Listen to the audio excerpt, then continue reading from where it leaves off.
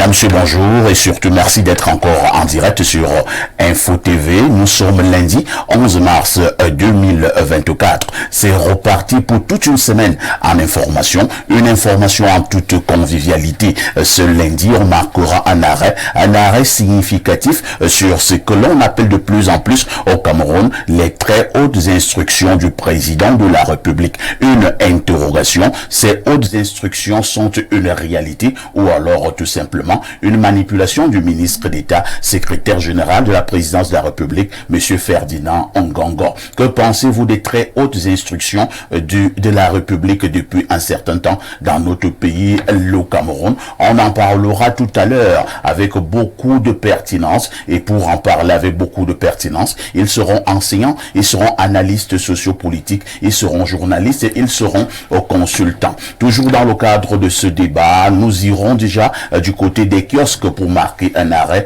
et à ce niveau, on aura la quintessence de l'information parue en kiosque au Cameroun. Toujours dans le cadre de ce débat, on marquera également un arrêt, comme cela se doit, pour la dénonciation du jour. C'est quoi la dénonciation? C'est ce fait de société et qui vous énerve. Si vous avez l'impression que vous êtes victime d'abus dans votre localité, dans votre pays ou que sais-je encore, une seule adresse: Info TV au canal 317 sur Canal Plus International. Parce que vous nous regardez justement, sentez-vous privilégié. On va commencer par accueillir ceux de nos invités qui répondent déjà présents ce lundi. Je commence par Patrice Simeon-Vomont. Bonjour. Merci. Bon matin à vous, bon matin également à tous ceux qui nous regardent à la maison. Je voudrais rendre grâce à Dieu qui me fait la grâce aujourd'hui d'être sur ce plateau. Je voudrais lui dire merci pour la même grâce qu'il vous accorde à tous ceux qui sont ici et à ceux qui permettent à ce que cette belle émission puisse avoir lieu. Donc j'adresse mes civilités également au baobab situé au sommet de la montagne qui offre de l'ombre à tous les animaux de la forêt, celui que j'appelle également le soleil de Mvomoka. Donc quand j'ai salué le soleil de Mvomoka, je voudrais vous dire merci de l'invitation que vous nous servez ce matin. Merci Patrice Simeon-Vomont. Vous êtes analyste socio-politique. Votre expertise nous aidera à mieux comprendre les sujets qui seront sur la table de débat ce jour. En face de vous, on a que notre consultant, le consultant de tout temps, mais alors de tous les temps. Le seul consultant qui nous restera lorsque tous les autres petits consultants auront pris la poudre d'escampette. Lui, c'est le digne fils de Boumiabel. Pierre Blerignamec, bonjour. Bonjour, parfait ici. Merci de m'associer à la réflexion ce matin. Digne fils de Boumiabel Longon, je suis endeuillé. Oh là là. Ma grande famille est endeuillée. Nous avons perdu un de nos patriarches les plus illustres. Un père aimant, pour moi particulièrement. C'est vrai, tous les Longon et même tous ces autres frères d'armes dans le métier qu'il a exercé pendant un peu plus de 40 ans, retiennent de lui, et je vais d'abord le nommer, Maître Tan Emmanuel, passe-président de l'AG du barreau du Cameroun, avocat. C'est une famille d'avocats. Son épouse Ndombo Tan, décédée il y a 2 ans, était également avocate. Il a 2 enfants avocates, 2 filles, l'avocate Gaëlle Tarsil Tan et Marie-Emmanuel Tan. Je n'oublie pas son fils Loïc Tan. Nous sommes donc frappés depuis le 8 mars par la perte de ce baobab. Oui, je n'ai rien à voir avec les autres baobabs, je parle du baobab de chez moi. Un baobab est tombé. C'était un grand intellectuel. Il avait fait Paris-Sorbonne à l'époque et c'était pas une simple figuration. C'était un homme, la sagesse qu'on me prête entre guillemets, il fait partie des bâtisseurs de mon univers mental et spirituel. Je vous en parlais constamment. Tout à fait. Je l'ai vu combattre la maladie dans la dignité. C'est ce que je veux transmettre à beaucoup d'autres aussi. Mon père, entre guillemets, a été malade pendant 4 ans. Très malade. Mais à aucun moment, il n'a montré des signes de faiblesse aux yeux de qui que ce soit. Et j'aime vous dire, une épreuve difficile. Au sommet de sa maladie, parce qu'il a souffert aussi d'un cancer de sang, au sommet de sa maladie, il a attrapé la Covid-19. Sa femme qui le gardait a attrapé également la Covid-19 et en est morte. Il a demandé expressément à sortir de son internement pour venir accompagner son épouse. Je vous assure, parfait, il y a des gens qui sont de morale d'acier. Il disait, quand vous avez la mort à votre trousse, elle finit toujours par vous prendre quelque part. C'est la citation du jour. Elle a fini par le prendre quelque part. Parce que, habitué de tous les grands hôpitaux du monde, il était devenu l'objet des expérimentations. Il a souffert par ailleurs, ça je ne trahis pas le secret médical, d'une pathologie rare qu'on appelle le syndrome de queue de cheval. Vous irez regarder. Il va faire des recherches. Faire des recherches. Pour comprendre. Vous dire, ici, c'est dans... et je vous assure, vous arriviez, c'était toujours le sourire. Et dernièrement, nous perdions un autre membre de la famille. Il écrivait avec la même jovialité. Nous qui l'avions abordé les derniers jours, nous nous demandions si c'est lui qui écrivait sur son téléphone. Mais c'était lui parce que personne n'a sa plume. Elle était si châtiée. Donc, nous sommes abattus. Mais comme il nous a appris à être forts, nous allons l'accompagner dans la force. C'est d'ailleurs la première fois que je réussis à parler d'un être cher sans fondre, parce que j'ai décidé de lui ressembler. Je vous assure, il a fait un discours de 45 minutes au deuil de sa femme. Mais c'était plutôt une Bible. Ceux qui ne savaient pas aimer leurs épouses ont appris ce jour comment on aime une femme. Ceux qui ne savaient pas comment on aime son mari ont appris ce que sa femme a fait pour lui, comment on aime un mari. Donc, nous avons connu une grande perte, la famille Lungo, la grande famille des avocats du Cameroun, parce que c'était un avocat incontournable au Cameroun. Hein. On ne va pas citer ses faits d'armes. Sa dernière victoire contre le grand groupe Bolloré au port autonome de Douala, ainsi de suite. Très bien. C'était, comme on dit là-bas, l'avocat des grands dossiers. Merci. Hein. Il est mort depuis le 8 mars. Et bon, avec la grâce de Dieu, nous saurons l'accompagner. Nous disons donc tout simplement que la terre de nos ancêtres soit légère à mettre temps. Emmanuel. Donc nous adressons nos condoléances à toute la grande famille de l'avocature au Cameroun et maintenant à sa famille nucléaire. Nous y reviendrons certainement au niveau de la préparation des obsèques et tout ce qui va avec. Nous attendons encore sur ce plateau Prosper Penda qui a confirmé sa participation. Il est enseignant. Nous attendons également toujours dans le cadre de ce débat Rodrigue d'Albert Evina. Lui, il est journaliste. À tout de suite pour la suite.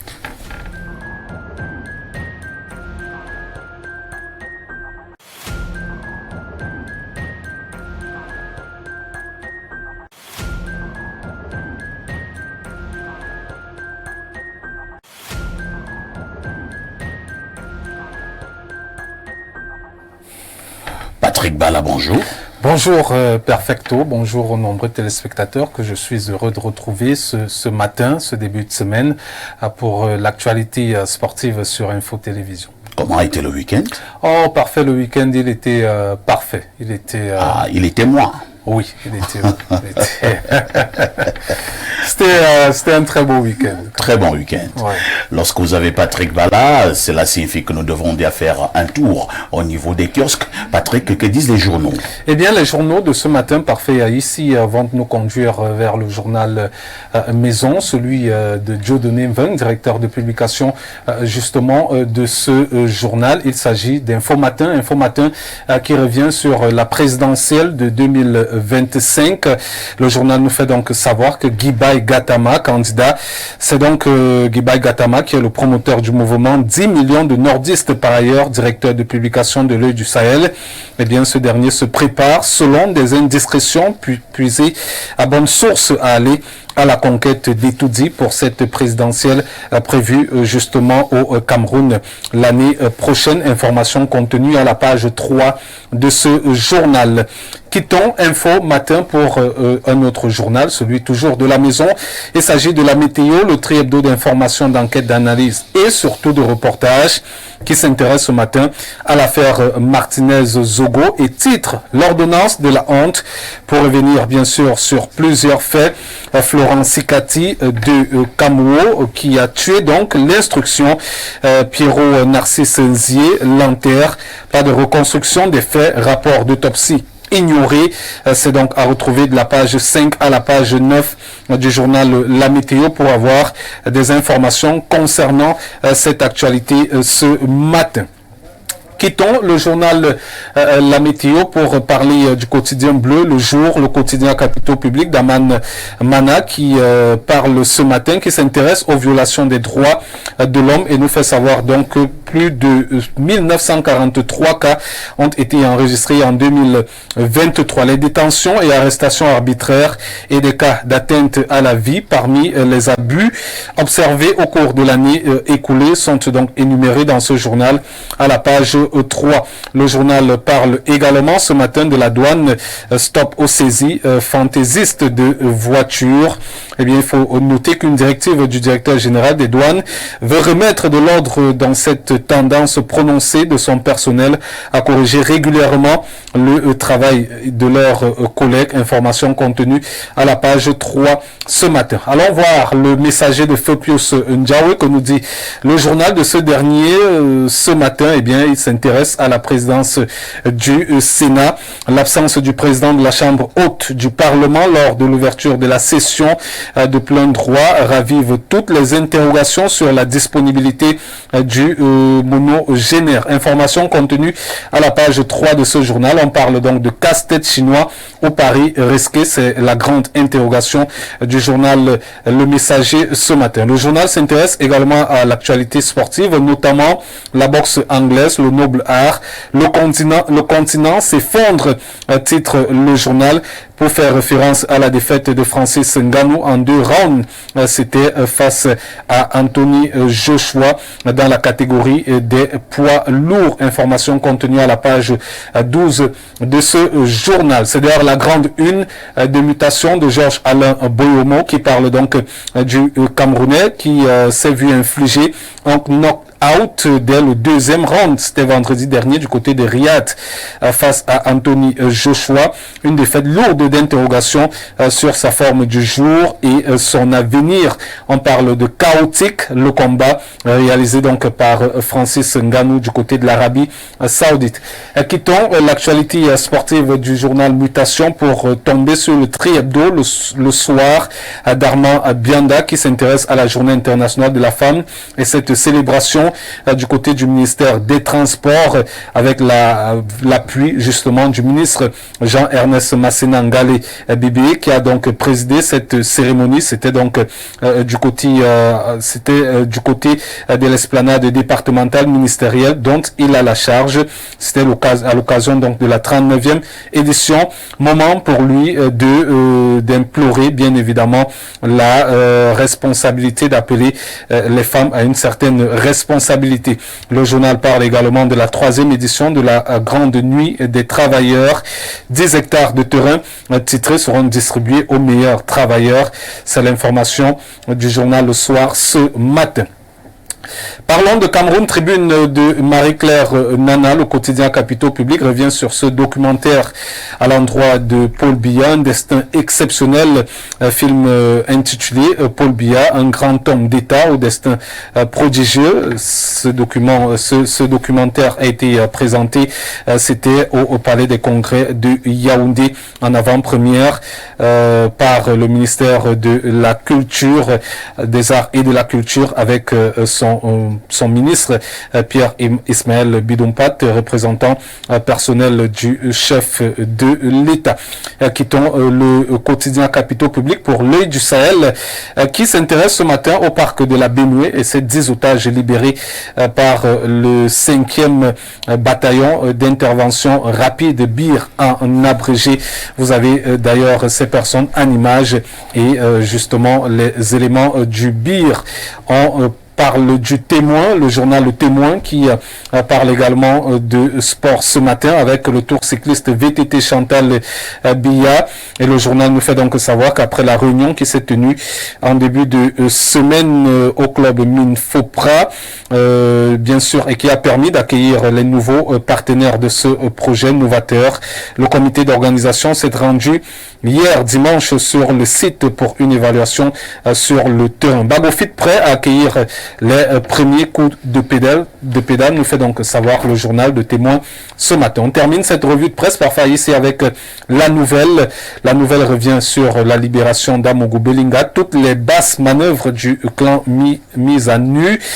Dans cette édition, on parle donc cette édition nous fait montre donc d'une longue démonstration qui fait office du dossier de la semaine de ce journal. Un magistrat émérite démonte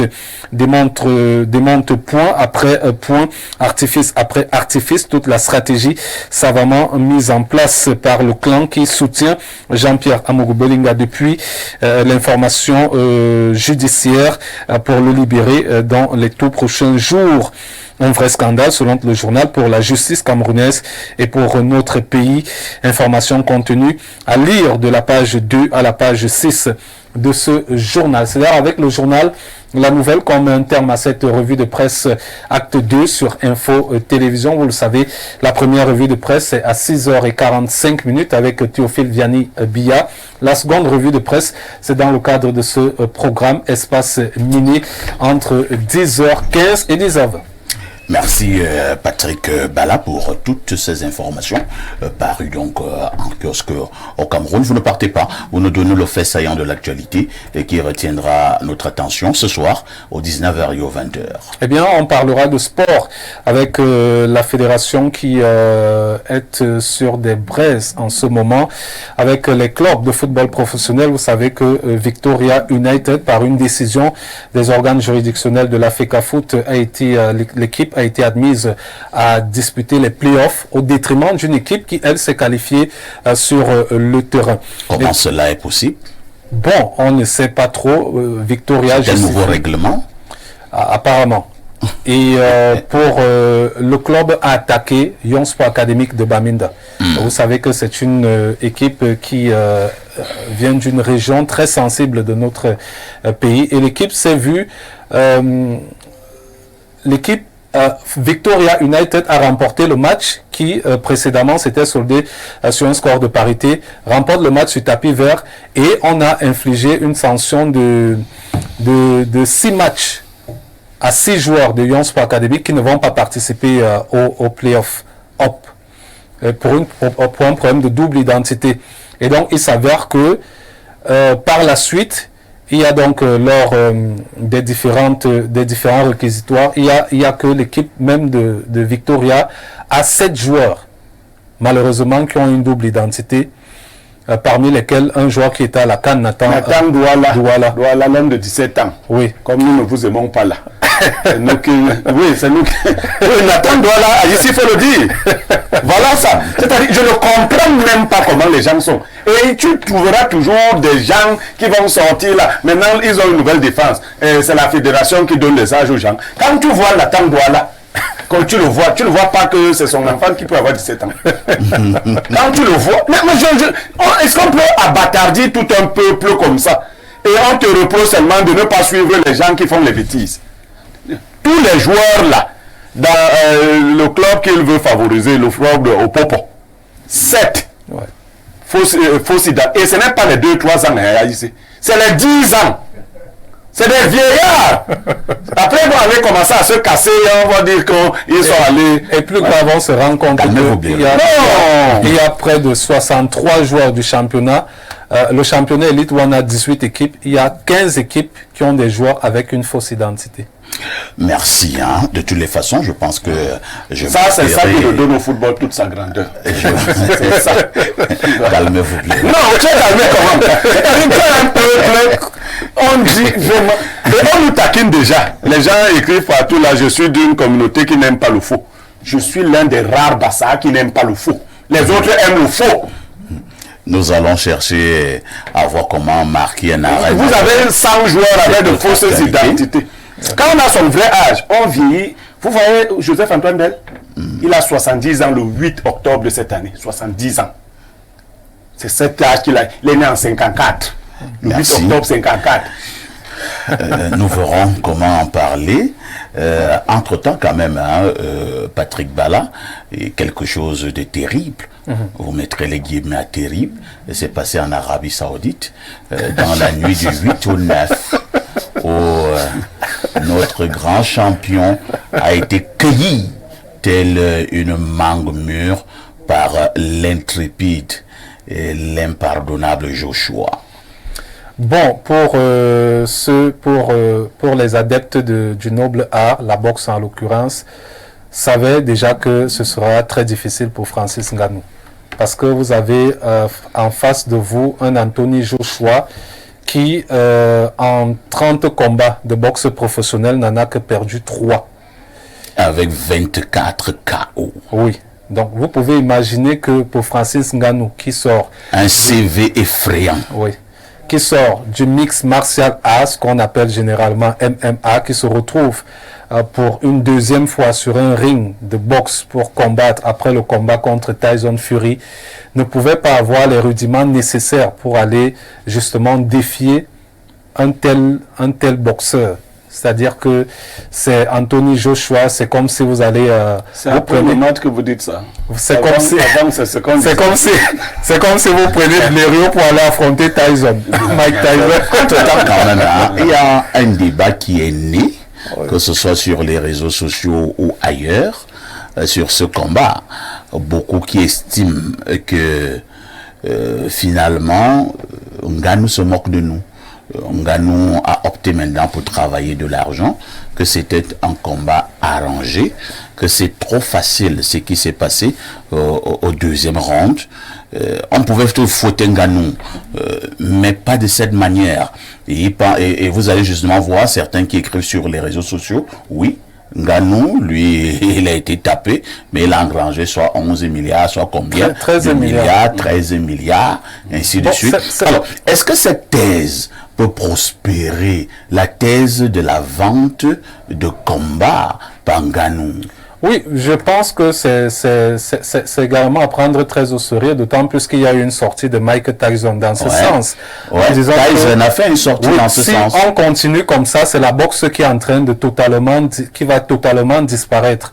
Ça peut être un argument plausible, d'autant plus que vous savez que généralement dans les sports de haut niveau, on a ce qu'on appelle également la haute mafia.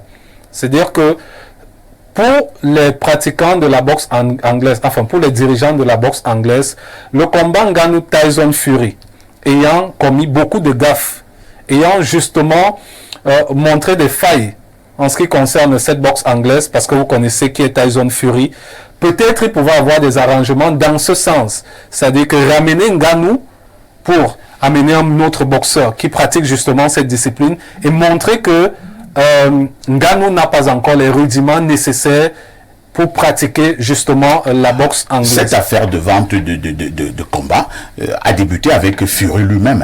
Ouais. C'est-à-dire que lorsque Ngannou est contre Fury, à la fin, on a commencé à en parler. Ouais. Que ça a également été de l'exhibition, c'était un combat arrangé dès le départ. Maintenant, Ngannou repart contre Joshua, on reparle de cette affaire. Ma question est celle de savoir si effectivement Ngannou est entré dans ce jeu. Est-ce que Ngannou ne se moque pas de tout un peuple? Bon, c'est vrai que je ne suis pas dans la tête de Francis Ngannou, mais on a l'impression qu'il se satisfait finalement de ce qu'il gagne. Si je peux m'inviter à vous. Oui, vous allez parler, puisque même Patrice et moi, on va coller un commentaire. Il se satisfait. Oui, on finit après. Il se satisfait finalement de ce qu'il gagne. Il gagne énormément d'argent en pratiquant cette boxe anglaise. Peu importe qu'il gagne les combats ou pas. D'ailleurs, il a perdu donc contre il peut forger sa fortune dans l'entourloupe. Bien sûr, c'est possible. D'autres également avant lui l'ont fait. Donc, alors maintenant, que faisons-nous de ces émotions des Camerounais qui attendent habituellement ces matchs tard dans la nuit, alors que probablement c'est un arrangement? Les Camerounais donnent combien? Bon, vous savez, je vais faire une petite bifurcation en politique pour dire que les promesses électorales n'engagent que ceux qui y croient. Non, là-bas, c'est pas l'élection. Bon, pour revenir, non, c'est juste pour revenir dans le sens où si vous avez décidé d'interrompre votre sommeil à minuit pour attendre... Je pense que la problématique que je suis en train de lancer sur ce plateau est très importante. Oui, bien sûr. Et là, je passe la parole donc à Pierre Blériot. Pierre Blériot, nous avons confiance à un combattant, à un boxeur de haut niveau qui s'appelle Ngannou Francis. Alors, de plus en plus, il y a une thèse qui prospère. Ngannou vend les combats. Nous, là, c'est qui? Nous qui avons confiance, c'est qui? Nous, les Camerounais. Ndongo Ebanga, c'est ça, lui qui est mort récemment. Oui. Nous avons fait quoi? Si Ngannou vient ici au Cameroun et devient pauvre, nous les Camerounais, nous allons faire quoi? Il faut arrêter, ça c'est, il faut arrêter vos choses, là nous avons confiance. Bon, je vais d'abord dire un mot sur la défaite de Ngannou, mon sentiment personnel. Le combat de Ngannou s'annonce au mois de décembre contre Joshua. J'ai vu Ngannou dans beaucoup de voyages et autres. Si vous faites attention, il était même en Coupe d'Afrique, il était ici et là. C'est la boxe professionnelle de très haut niveau et il est nouveau dans cette affaire. Que les gens ne vous disent pas que Ngannou faisait d'abord la boxe. Ce que Ngannou faisait avant, là, c'était la boxe amateur. Avant, non. À ce niveau-là, je pense qu'il y a eu beaucoup de relâchement de la part de Ngannou. Ça, c'est mon problème de préparation. Oui. Il n'a pas suffisamment préparé ce match comme il avait préparé le précédent. Ne serait-ce que venir donner les trophées aux meilleurs joueurs du championnat camerounais, les choses comme ça, papa, maman, les choses. Bon, il voyageait beaucoup. Il s'amusait beaucoup. On dit même l'avoir vu aussi avec les femmes. Mais c'est pas un péché. Non, c'est un péché. Un péché comme oui, pour le droit. Est-ce qu'un Ngannou n'a pas droit à ici, aussi. Décembre, mars, 8 mars, c'est 2 mois. C'est une période d'hyper concentration. Les sportifs appellent stage bloqué. Donc, il y a cela. Et quand on dit que Ngannou aurait vendu le match, le coup qui envoie Ngannou finalement au sol, je veux que les Camerounais revoient ça. Et j'aime vous dire que de mon je pense qu'on va demander la réalisation de ces images du combat Ngannou contre Joshua, que la réalisation nous cale encore ces images. De mon point de vue, ce coup de poing aura d'énormes conséquences dans la santé de Ngannou. Ah bon? Oui. Ngannou ferait bien de mettre de l'argent de côté pour ce coup de poing qu'il a reçu. Parce que Ngannou s'est évanoui. Peut-être moi j'ai attendu le combat. J'ai vu les 2 précédents combats. Ngannou ne savait plus s'il était abattu. Il était perdu. Il demande maman, je suis où? Les gens lui disent Riyad, il dit Riyad où? Parce qu'il faut voir. Donc les Blancs ne donnent pas leur argent pour rien. Ramenez les yeux de Ngannou. Ils vont vous montrer justement la partie. Je pense que c'est après qu'il se soit... ça c'est bon, ça c'est rien. Non, voilà c'est exactement ce Voilà. Ngannou est fini. Ngannou est totalement abasourdi. Ngannou est obnubilé. Ngannou ne sait plus où il se trouve. Et ça a touché les neurones.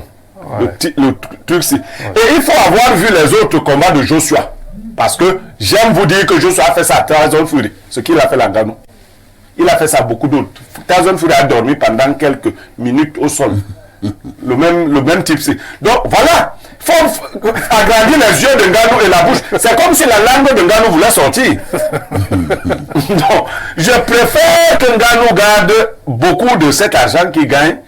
Parce que c'est ça qui a fait que des gens comme Cassius Clay aient des maladies bizarres à la fin. C'est un argent qui est beaucoup, mais qui peut vous déstabiliser pour la vie. Ngannou allait entrer dans un art qui touche beaucoup aux neurones. Les boxeurs finissent mal. Donc moi je ne pense pas, honnêtement, que Ngannou avait, comme tu as dit, les rudiments pour ce match. Parce que dès l'entame, je ne suis pas boxeur, mais j'ai vu que sa garde n'était pas très bonne. Hein. Voilà, exactement. Et elle était trop ouverte. Il a voulu jouer avec le bras gauche comme s'il était... Non, Ngannou n'est pas encore pro de la boxe anglaise. Et si vous voyez l'assurance de Joshua, c'est qu'il a vite compris que non, le type, il est léger. Non, ce qu'il fait là, il va prendre. La chance avec Tyson Fury, c'est que les coups de Tyson Fury ne sont pas aussi lourds que ceux de Joshua. Donc Ngannou a pris si vous revoyez le match, Ngannou a pris en plein visage plusieurs coups de Tyson Fury, mais qui n'était pas capable de l'envoyer directement au sol. Le deuxième coup qu'il a pris là, il y aura de longues et lourdes conséquences. Très bien. On va passer la parole à Patrice Simeon Mvoma. Patrice Simeon Mvoma, je présume que vous avez regardé ce combat en direct, et même si ce n'était pas le cas, vous l'avez peut-être regardé en différé. Première chose, est-ce que, pour parler de manière claire, Ngannou avait le niveau contre M. Anthony Joshua? Je n'ai regardé ni le premier match, ni son premier combat, ni le deuxième. Et pourquoi? Je ne suis pas très émotif dans un certain nombre de choses. Il y a tellement de choses qui ne me disent pas beaucoup de choses. Pourquoi en fait? Le premier combat de Ngannou, il a gagné. Le premier combat de Ngannou, il a gagné. Le deuxième, il devait se coucher. C'était ça le principe. Pourquoi? Ah bon? Parce que le premier combat, Ngannou est venu déstructurer tout un sport qui existe depuis des années. C'est-à-dire partir d'un sport où donner des coups de poing et ne pas accepter véritablement. Donc il y a une façon de donner qui n'est pas forcément comme à la boxe anglaise. Alors le premier combat était un combat où il s'est préparé physiquement pendant des années, pendant des mois, psychologiquement. C'est-à-dire que tout en Ngannou préparait Ngannou à un combat qui devait être le combat de sa vie. Alors il est allé au combat, ils ont cravaché jusqu'au 9e round. Il faut dire qu'il avait pour coach Mark Tyson. Voilà, jusqu'au 9e round. Et au 9e round, c'est par le point. C'est-à-dire que c'est un juge qui a dit que non, c'est Ngannou au dernier point là. Mais quand on regardait le visage de Fury et le nombre de fois qu'il est tombé, vous vous rendez compte que s'il y a depuis qu'on devait parler de chaos. Mais maintenant, Ngannou était tellement bien préparé qu'on a essayé de voir s'il pouvait justement passer ces lacunes dont vous avez parlé. Mais il n'y avait pas de lacunes. Il s'est tellement bien préparé pour ce combat de sa vie qu'à la fin, c'est un combat qui ne va pas ramener beaucoup d'argent.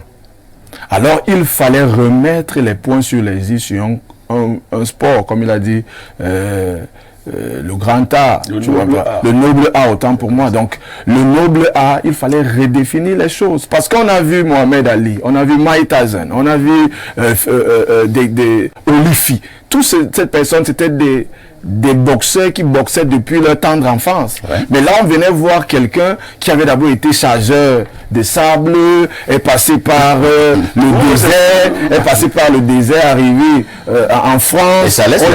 On lui dit même que bon, c'est que tu n'es pas très bon pour cet art-là, et puis il change de couloir, il commence à porter les faits, puis il se retrouve dans MMA, un combat où on mélange un peu tout, mais particulièrement, il se retrouve dans ce noble art, mais au sol, un monument, un géant, une icône de cette boxe-là. En combien de temps? C'est-à-dire qu'ils sont allés jusqu'à l'épuisement. Et c'est même une honte d'avoir dit à Fury qu'il a gagné. Et il a eu mal. Alors il fallait redéfinir les choses. Qui de mieux, qui de bon, pour permettre à ce que Joshua qui arrive, parce qu'on sait en réalité, il faut d'abord savoir que c'est plus de 10 kilos. Et on ne parle pas de 10 kilos ici de graisse, mais 10 kilos de chair, 10 kilos de muscles. Parce que Ngannou, quand on vous dit 10 kilos, c'est l'un des points les plus puissants de la planète. Ça signifie que quand Ngannou te donne un coup de poing, c'est une décharge de moins comme semblable à une voiture qui vient de te cogner. Et on vous dit donc justement, que Ngannou... C'est pareil pour Joshua. Je vais faire la... Non, je vais juste montrer. Il faut que tu dises au Camerounais que c'est la voiture qui a connu Ngannou. Non, là-bas, c'était le camion.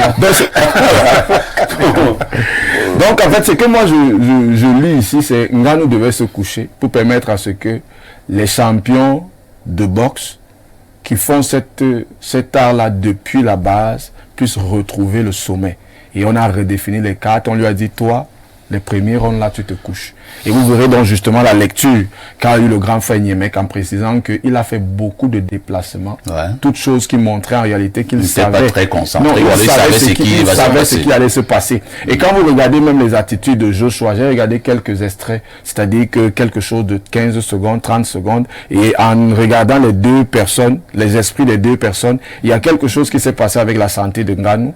Et vous verrez qu'on va vous donner un certain nombre de choses sur les textes et tous les tests qu'on a fait sur lui. Il n'était pas en bon point. Deuxième chose, pourquoi ils mettent une couleur rose? Pour un homme qui met une couleur rose, il y a beaucoup de questions.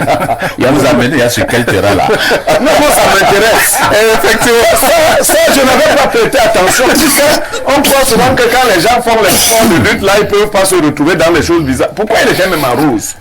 Moi je ne sais pas. Je voulais préciser aussi que vous avez justement vu oui, il était là comme une demoiselle. Avec justement, on a l'impression qu'il y avait les trucs qui s'envolaient là. Qu'est-ce qu'il faisait comme ça? La première chose que vous devez savoir, c'est que les gens qui dansent sur le bikuti, on appelle ça les bouilles. Ce sont les gens qui ont les trucs pour danser. Et puis maintenant, moi, je vous dis bien que j'ai pas regardé j'ai regardé quelques éléments sur l'extrait et j'ai eu ce que j'avais dans les informations nécessaires. Qu'est-ce qu'un sportif de haut niveau comme Ngannou, qui a plutôt une posture d'homme, se retrouve avec un short rose, ça fait quoi là? Avec des trucs comme si c'était un danseur de trucs de gens qui dansent les reins là. Et puis maintenant, autre chose, c'est qu'est-ce que vous êtes véritablement sûr? Une jupette est-ce que vous êtes véritablement sûr? Est-ce que vous êtes véritablement sûr? Évasée. Voilà, vous avez justement Joshua qui lui a une vraie culotte. Oui, il représente. Et autre chose maintenant, est-ce que vous avez vu ça vraiment? Est-ce que vous avez vu? Est-ce que vous avez vu? C'était de la communication. Là, la communication, oui, c'est de la communication, c'est pour autre chose. Ce sont de la communication à la fois. Il y a une communication visuelle au niveau des couleurs, il y a de la communication. Alors, est-ce qu'on voulait faire comprendre que au-delà de ces combats de boxe, Monsieur Ngannou est également dans bon nombre de réseaux et devient un tout petit peu comme un ambassadeur de ces réseaux-là. Et on savait très bien que le combat devait être extrêmement regardé à travers le monde entier. Ngannou vient passer un message. La couleur choisie, c'est-à-dire que cette culotte, maintenant la couture de cette culotte, Ngannou soutient un réseau? Pas soutient un réseau. Ngannou, c'est quelqu'un, on comprend qu'il est venu dans ce couloir-là pour se faire de l'argent.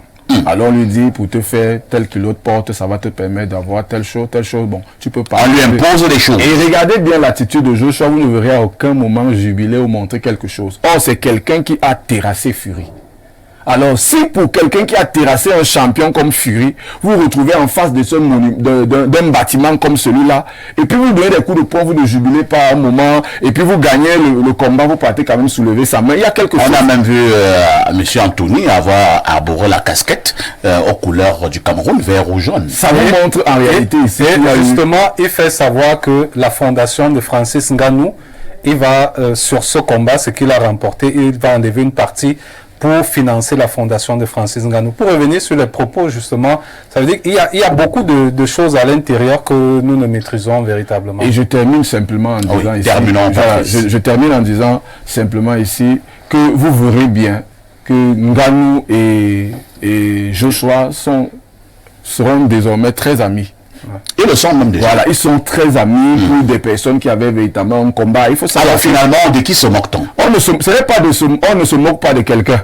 Mais je vais dire non, mon problème c'est l'émotion, les cœurs des Camerounais. Moi je vous dis, je regardais ce combat au village, je ne peux pas vous dire le nombre de cousins et qui n'ont pas dormi jusqu'au matin parce qu'on a tapé Ngannou. Vous êtes naïf de penser en réalité que quand vous regardez un combat de boxe, c'est que le résultat que vous voyez là qui est là. Le véritable combat se joue dans l'avenir. Vous êtes sûr dans l'avenir, vous êtes sûr qu'ils seront encore nombreux. Ils vont attendre les combats d'un grand nombre et des blaireaux seront nombreux. Ne dites pas que les Camerounais apportent nous apportons de l'énergie en Ngannou, nos prières en Ngannou. Les couleurs que Ngannou aborde déjà la nuit de parfait, je termine. Ngannou fait partie du top 10, n'est-ce pas, des boxeurs. Voilà. Ngannou a la possibilité, avec ce combat qu'il vient de perdre, de faire une progression qui permet à ce que Ngannou arrive dans le top 3. Vous faites une progression avec quelqu'un qui je suis en train de vous montrer les ententes et toutes les choses qui ont été proposées. On fait une progression avec quelqu'un qui s'envole sur les rings comme ça. Oui, ce qu'il dit, techniquement, c'est... Je suis en train de vous montrer ce qui est en train de passer. Parce qu'au fur et à mesure que vous combattez avec des personnes d'une certaine catégorie, ça vous donne plus de points au ranking pour atteindre justement ce stade-là. De toutes les façons, nous allons nous revoir après ce combat de Nganou. Je vais vous dire et vous démontrer comment sa carrière aura subi un grand coup. À tout de suite pour la suite.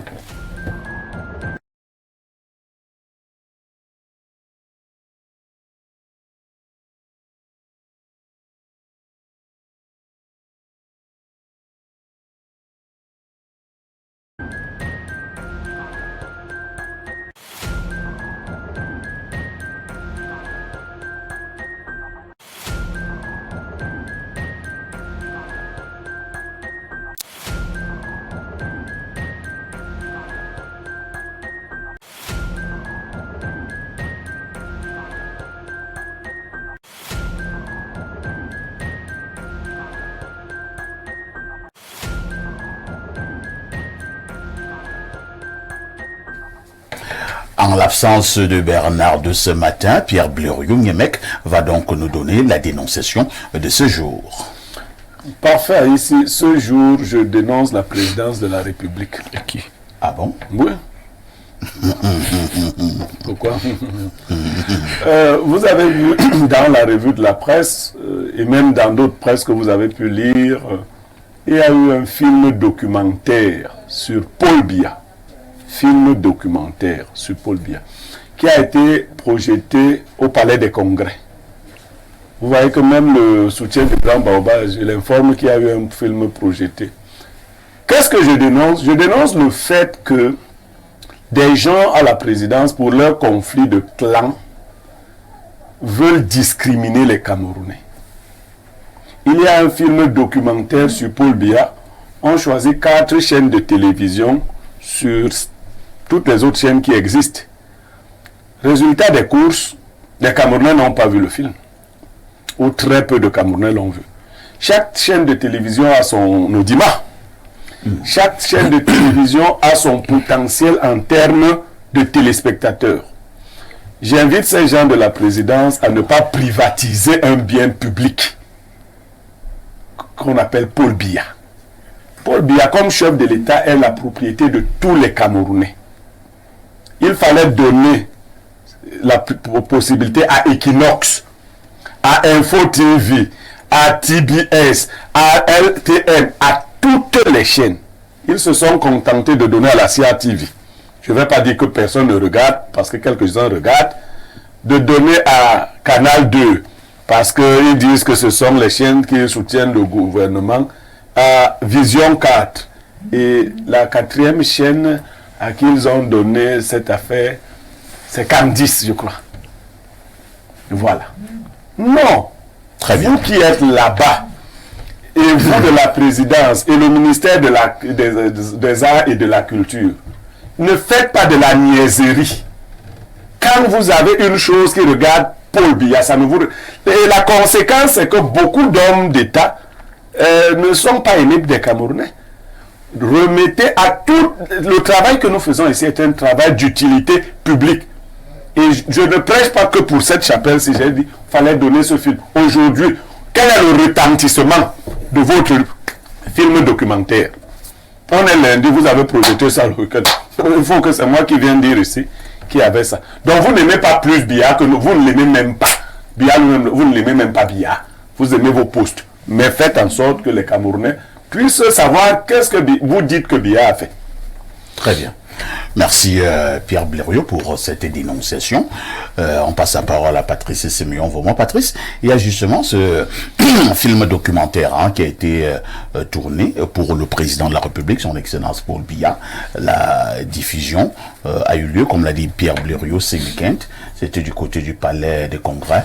Le ministre Bidumpat, le ministre de la Culture, des Arts et de la Culture, représentait personnellement le chef de l'État à cette diffusion.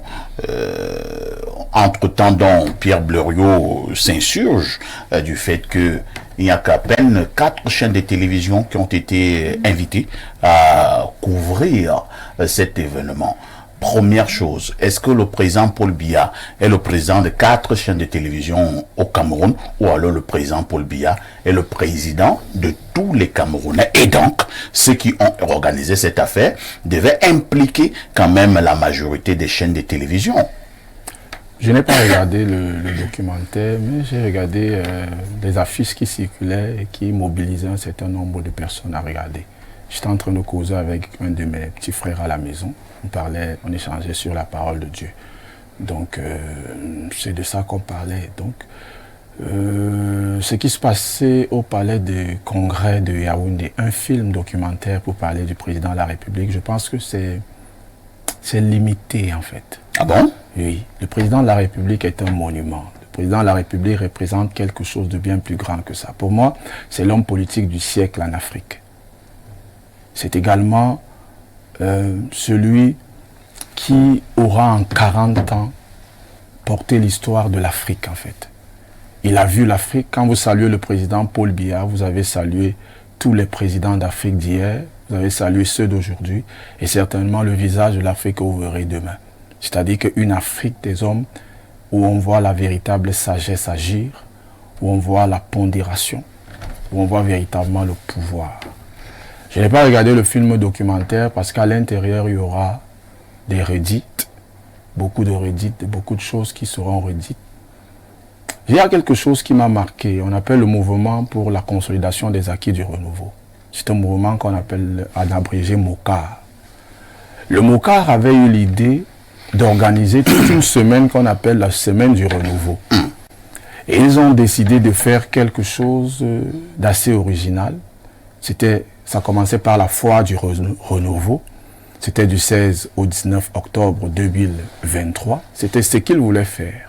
Et qu'est-ce qu'ils voulaient faire pendant cette foire? C'était exposer les réalisations du renouveau. C'est-à-dire de 1982 à 2023. Et ça, c'était secteur après secteur. Permettre à ce que chaque ministère, chaque institution vienne présenter aux Camerounais toutes les choses que le renouveau a produit. Le parcours. Où étions-nous en 1982? Où sommes-nous arrivés en 2023? Et maintenant, à la fin, ça devait terminer par ce qu'on a appelé ici les awards du renouveau. Les awards du renouveau, qui étaient une grande cérémonie où il fallait, n'est-ce pas, primer ceux qui ont accompagné le président de la République depuis 1982 à 2023. Mais on s'est rendu compte avec la production d'hier qu'on s'est arrangé à faire un petit truc, alors qu'en réalité, il y a des projets qui avaient été présentés à plusieurs personnalités. Même le ministre de la Culture certainement avait reçu des plaquettes sur ce que ce groupe de jeunes voulait faire. Et le MOCAR, c'est 90%. Vous voulez faire comprendre que votre mouvement, que vous appelez la MOCAR, a eu à proposer un certain nombre de choses qui ont été bottées en touche pour aller finalement choisir un film documentaire pour le président Paul Biya qui est certainement réducteur. C'est ça c'est ce que vous voulez dire. Voilà, c'est ce que je veux justement montrer parce que moi en réalité également je pensais à ce quel était le but de ce film documentaire? C'est la question. Parce qu'il faut savoir en réalité que le président de la République, quand on parle de renouveau, le renouveau c'est pas un homme. Le renouveau c'est une vision. Le renouveau, c'est quelque chose qui existera après le président de la République, Paul Biya.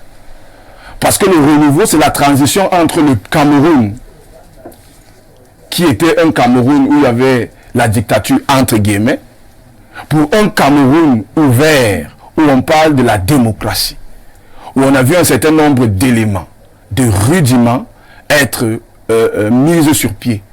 Le Cameroun est parti d'un pays qui était un pays pauvre, à un pays qui part vers ce qu'on appelle l'émergence. Ça signifie qu'il y a un parcours.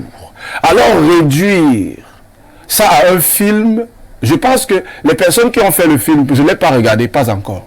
Je crois qu'ils avaient certainement des bonnes intentions. Et le film sera certainement bien, je vais le regarder. Mais je pense pour moi que le président de la République... Entre-temps même, est-ce qu'on n'avait même pas l'impression que la communication est pratiquement biaisé. La communication a été ratée autour de cet événement, puisque nous la faisons une grosse publicité en parlant ce matin. Aujourd'hui, personne n'en parle, alors que ça donne l'impression que les gens, les Camerounais, s'intéressent par leur chef de l'État. C'est-à-dire que vous avez sorti votre affaire là, c'est à peine si vous voyez deux bam, ça, on peut coller un mot, et tout. Ben, qu'avons-nous fait de la communication autour de cet événement? Ce n'était pas un événement qui avait pour objectif premier de permettre à ce que tous les Camerounais soient informés. Non. C'était donc quoi? Pourquoi n'en ont pas organisé ça dans la chambre? C'était bien ciblé. Vous voyez bien même le choix des médias qui devaient accompagner, diffuser le film. Mais si c'est quelque chose qui regarde le baobab situé au sommet de la montagne qui offre de l'ombre à tous les animaux de la forêt, alors tous les animaux de la forêt doivent être concernés. Et je pense que même ceux qui sont dans l'eau doivent pouvoir voir quelque chose au niveau de la plage. Ça signifie que personne ne devait être mis de côté. On devait permettre à ce que ça soit accessible à tout le monde. Et je termine simplement en disant que pour moi, je vois qu'il est important que le président de la République puisse avoir un musée Paul Biya. Pourquoi je parle d'un musée Paul Biya? Moi, je pense en réalité que pour avoir un musée Paul Biya, on n'a pas besoin de se taper la tête. Parce qu'il faudrait expliquer aux Camerounais qu'avant 1982, le Cameroun était comme ça. Et le seul président camerounais qui aura passé plus de 40 ans au pouvoir, il faut préciser aux Camerounais qu'on n'aura plus un président qui aura 40 ans, qui passera 40 ans au pouvoir. Alors l'histoire du président de la République est une histoire qui doit être gravée dans les mémoires des Camerounais. Ils doivent avoir un endroit où quand ils entrent, ils ne voient que Paul Biya. Ils voient Paul Biya de A à B. Merci. Parce que l'histoire du Cameroun est greffée au nom Paul Biya. Pierre Blériot-Niémec, nous sommes donc au Cameroun en 2024. Avez-vous l'impression que, compte tenu des doléances des Camerounais, compte tenu véritablement des souffrances des Camerounais, en 2024, ce qui est important pour une certaine organisation, c'est d'aller tourner un film documentaire pour le président Paul Biya, où on invite quelques 2 ou 3 copains là au palais de congrès? Parfois ici, c'est vrai que mon copanéliste, comme nous sommes en face à face aujourd'hui, je ne vais pas vraiment lui répondre. Il en fait trop. Du coup, je risque d'en faire trop dans l'autre sens. Je crois qu'avant lui, les Messanga Nyamding, autres, les gens n'ont fait plus que ce qu'il fait là. Il est libre de ses positions, monsieur. Mais il ne faut pas qu'il énerve quand même les jeunes gens de son âge. Il énerve qui? Lui n'a pas 40 ans. Qu'est-ce qu'il sait des 40 ans de Paul Biya? Lui, il a peut-être 32 ans. Donc il subit... Il en est 36. Voilà, il a 36 ans. Il subit Paul Biya depuis une dizaine d'années seulement. Qu'est-ce qu'il dira de ceux qui l'ont subi? Que voulez-vous dire exactement? Je veux dire exactement qu'il se moque des souffrances. Lui, il se moque des souffrances des Camerounais en 42 ans. Mais c'est pas ça. Moi, je reviens sur Paul Biya, l'homme d'État et le film. Je dis clairement, parfait ici, que les gens ne se servent plus de l'image de l'homme d'État pour leur lutte de clan. Vous avez, en faisant cela, vous avez desservi la cause du chef de l'État. Vous avez mal agi. Donc maintenant, si le chef d'État vous demande le bilan, comme vous aimez lui mentir, vous allez dire, non, vraiment, c'était... Personne n'a vu votre affaire. Personne. Maintenant, même les gens cultivés cherchent à savoir qu'est-ce qu'il y a dans le film. Parce que c'est vous qui avez discriminé. Et les chaînes qui ne nous aiment pas, les chaînes qui nous aiment. Non. Je prends le cas d'Info TV. Est-ce que vous, de la présidence, vous pouvez dire que nous ne vous aimons pas, Info TV? Non, est-ce que vous pouvez dire que nous ne vous aimons pas? Vous faites tellement mal les choses que si on ne vous aimait pas, moi je ne sais pas, on ne vous déteste pas en tout cas. Ce que vous prétendez vous aimer là, souvent même il n'y a pas de la matière pour vous vendre. La preuve, oui, on en parle. Quand vous voulez vendre un produit, allez même chez vos ennemis. Bien sûr. Equinox a de l'audience, Info TV a de l'audience, ainsi de suite. Faites-le. C'est Paul Biya qui gagne. Vous allez avec quelques copains, quand la barque commence à prendre de l'eau, il faut être intelligent, il faut créer de nouvelles ouvertures. Donc moi, je dis c'est pas bien. Maintenant, le film documentaire sur Paul Biya, il a été tourné en combien de temps? On a rencontré qui? On a associé qui? Ça peut pas être une affaire de quelques personnes comme ça. Par contre, là, je suis d'accord. Autant il faut restaurer la mémoire d'Amadou Ahidjo, premier président de ce pays, autant celle de Paul Biya doit être enseignée. Il y a des choses à retenir. Il y a des combats souterrains que Paul Biya a menés. Ça, il faut le dire, hein, et qu'il a remporté de hautes luttes. Il y a quelque chose de bon. Mais il faut même que ce soit des bouches crédibles qui le disent. Ça aussi. Vous ne pouvez pas prendre les gens que je vois là. Non, non. Faut qu'il y ait des gens crédibles. Lorsqu'ils vous parlent de Paul Biya, vous retenez quelque chose. Maintenant, quand vous faites un Capharnaüm, vous faites tout cela, conséquence, et Paul Biya ne va pas se sentir bien. Chaque fois que vous avez associé son image à une chose, vous avez associé son image au stade Olympique. Ça n'a jamais porté son nom. Ça a donné ce que ça a donné. Le stade n'est pas fini. Non, respectez quand même ce monsieur. Montrez-lui vos clivages. Paul Biya n'est pas la propriété d'une communauté tribale. Il n'est pas la propriété d'un groupe ethnique. Il n'est pas la propriété d'un groupe politique. Le président du Il n'est pas la propriété de certaines chaînes de télévision. Non. Et si vous avez même su que Paul Biya regarde les chaînes que vous avez choisies là. Moi, je vous rassure que Paul Biya regarde les fautifs. Vous partez le mettre dans les cam, les sim. Hein? Nous allons lire quelques messages de nombreux téléspectateurs ce matin. Bonjour parfait, ce n'est pas la pondération qu'on attend du président. Ce sont des actions et résultats qui changent le quotidien des Camerounais. Autre préoccupation ce jour. Bonjour à tout le panel. Je sais que je serai lu ce matin, contrairement aux autres fois que j'ai eu à envoyer des messages là-bas. Aujourd'hui, Blériot a fait du dernier combat notre compatriote Nganou. C'est très bien, vu de sa part, et même parfait, et de son avis. Mais en tant que modérateur, il n'a pas voulu trop se pencher du côté de Blériot. C'est très bien. Bonne journée, c'est The Daniel, au quartier général. Autre préoccupation ce jour. Bonjour PA et au grand Blériot, ce jeune homme nous énerve, comme le dit bien le grand frère. Je suis de 87 comme lui et je n'ai pas envie de me rappeler du seul président que j'ai connu. Et c'est le monsieur qui a mon âge qui m'énerve. Autre message ce jour, bonjour le plateau, mes respects à toi, le grand perfecto. J'aimerais savoir si tu te reposes même. Vraiment beaucoup de courage à toi frérot. Ah frérot. Il faut travailler. Il faut toujours travailler. Peut-être qu'un jour, on va aussi m'inviter à la présidence pour aller regarder le film documentaire. Autre message ce jour. Bonjour Blériot, tu as parfaitement raison. Ce film parlait de l'histoire et de la réalisation du président. Mais après, c'est devenu le film de ses ministres où chacun faisait son témoignage. Voilà. Voilà.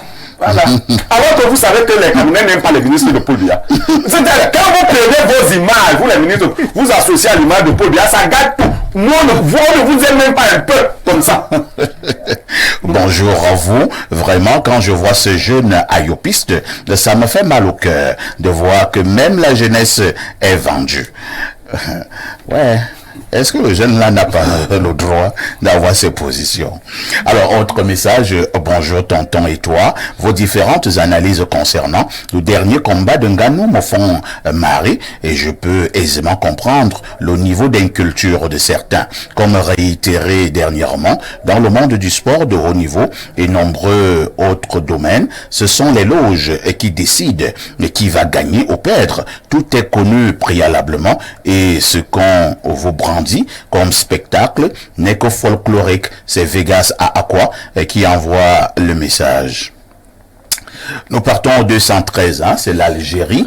Bonjour Osak Mbanjok de la modération. Pour la dénonciation, ceux qui ont organisé cet événement, y compris le chef de l'État lui-même, veulent appliquer une des lois du livre de Machiavel qui dit que seule la fin justifie les moyens. C'est-à-dire qu'un dictateur peut faire autant de mal pendant des années, mais à la fin de sa carrière, il peut blanchir sa carrière en montant des monuments à son nom, des statuettes à son son image, des livres et des documents en son nom.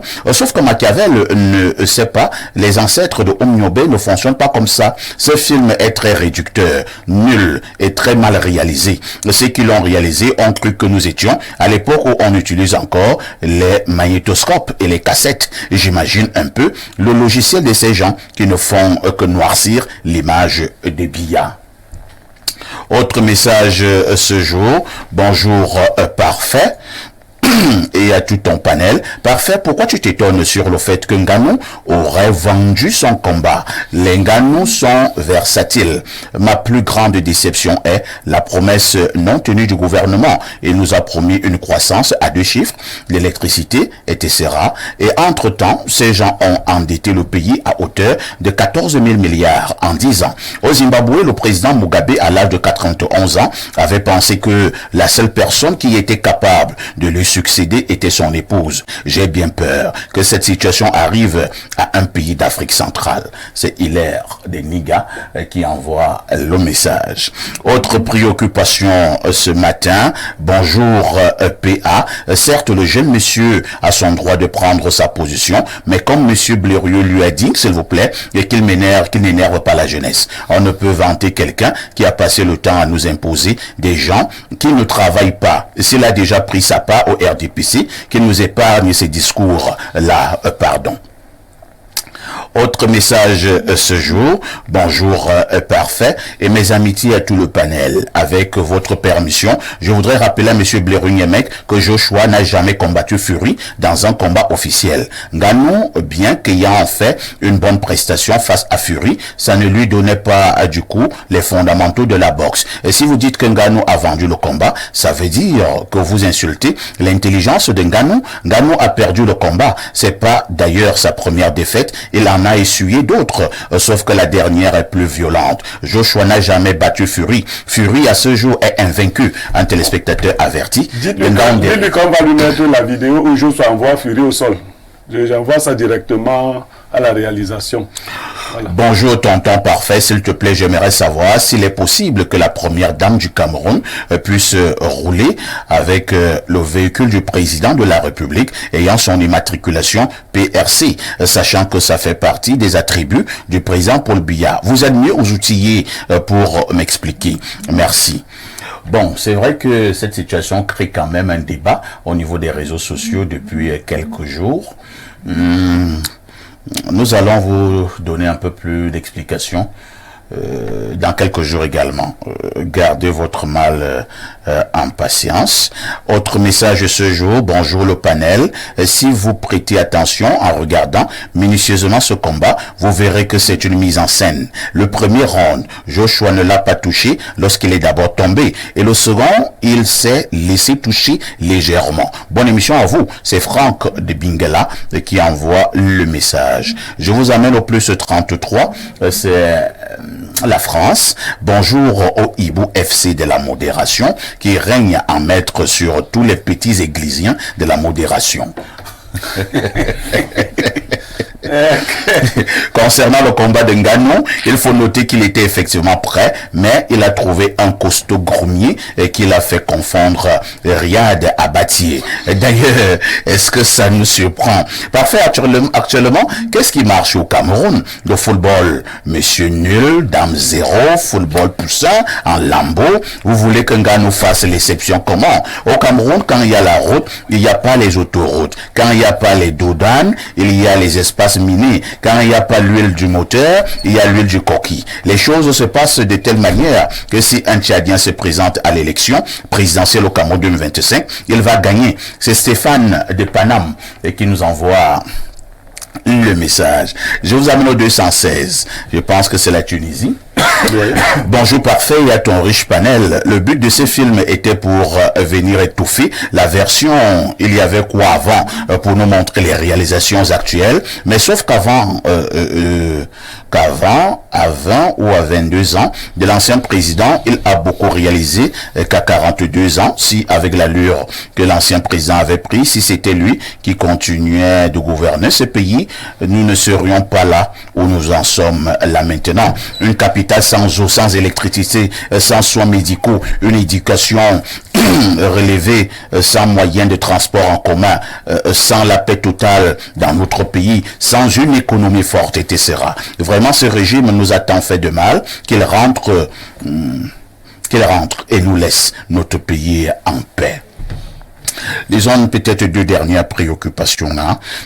Pardon. Bonjour à tout le panel. Un jour, dans une conférence, Serge nous disait que certains ministres, quand ils ont des soucis, le supplient pour envoyer des reporters pour montrer la réalisation. Mais quand il a besoin de certaines facilités pour couvrir les événements présentiels et ministériels, ils répondent aux abonnés absents. C'est Ange Dessos.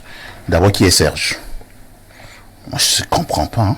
Alors, allons au 240, c'est la Guinée équatoriale. Bonjour, parfait. Concernant le combat de Ngannou, tout était préparé d'avance. Je m'explique. Le premier combat face à Fury était du sérieux et personne n'avait vu Ngannou venir. Il avait surpris tout le monde et humiliant le noble art. En humiliant le noble art.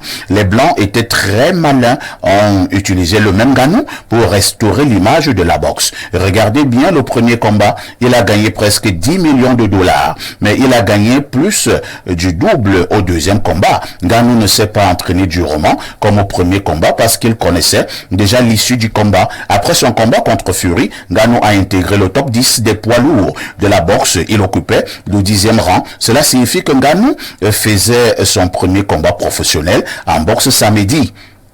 S'il gagnait, il allait se retrouver en finale et devrait affronter le gagnant entre Tyson Fury et Alexandre Usyk. Et s'il venait à gagner la finale, il devrait directement être champion du monde des poids lourds de la boxe anglaise en 2 combats professionnels. Parfait, tu vois ça? Non, non, non, non. Ils ne peuvent pas permettre ça, surtout à un novice. On sait tout le business qui se trouve dans la boxe et surtout la rivalité qu'il y a entre la boxe anglaise et le MMA. Maintenant, Ngannou doit savoir que lorsqu'on accepte de vendre un combat, on ne perd pas de cette façon. Non seulement il a été très humilié, mais il aurait pu laisser sa vie. Bonne journée à vous. C'est Herman DiCaprio depuis Bata qui nous envoie cette préoccupation. Enfin, ici, oui, je retiens une chose à la fin de ce discours. Il dit, dans l'hypothèse que Ngannou aurait vendu le combat, Ngannou s'est laissé quand même battre de manière sauvage.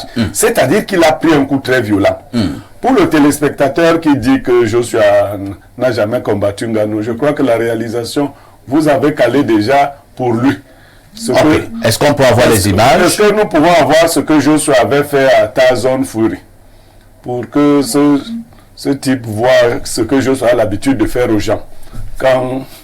Bon, on y reviendra. Hein. La réalisation est encore en train de caler ces images. Vous êtes en direct sur Info TV au canal 317 sur Canal Plus International. C'est la grande messe de tous les jours. Espace miné.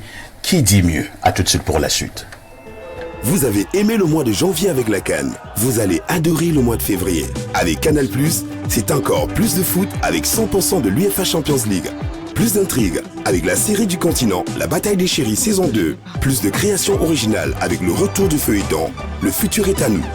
Désormais, le décodeur HD Canal+ est au prix de 5 000 francs à partir de la formule évasion. La parabole et l'installation sont offertes. Et surtout, profitez de votre semaine généreuse en vous réabonnant avant la fin de votre abonnement pour bénéficier tout de suite de 7 jours en plus à la formule supérieure. N'attendez plus.